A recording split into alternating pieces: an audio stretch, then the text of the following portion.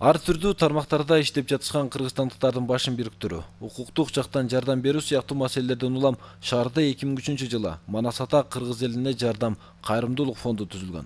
Андан бери ар тараптуу мигранттардын маселелерин чечүү, жардам берүү иштеринде фонд аракет кылып келет.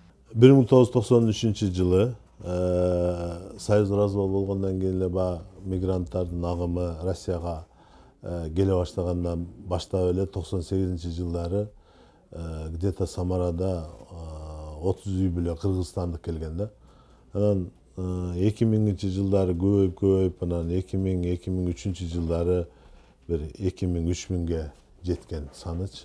Анан 2003-жылы ушу кыргыздардын маданиятын сактап, укугун коргош үчүн ушу Манас ата кайрымдуулук фондун ачканбыз. Эми баягы элдер көп эле эмелер менен, көп ар кандай проблемалар менен кайрылышат, көп нерселер менен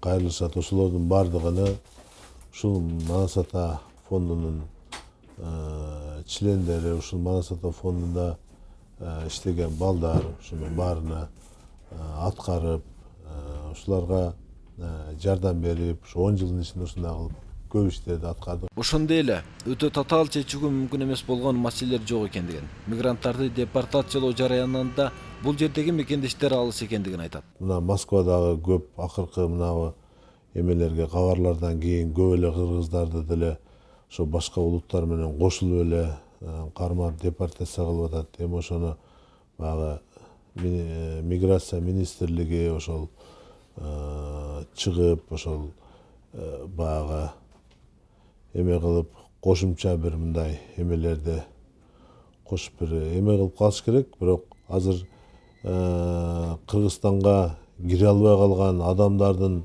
саны 4,5 миң болуп калыптыр деп атат.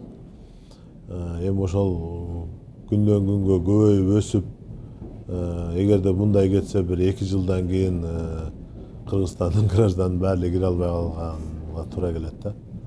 Ошону эгерде мындай эме болсо чечиш керек да, ошону миграция министрлиги же болбосо өкмөт же болбосо кыргыз бийлиги, орус бийлиги менен чогуу.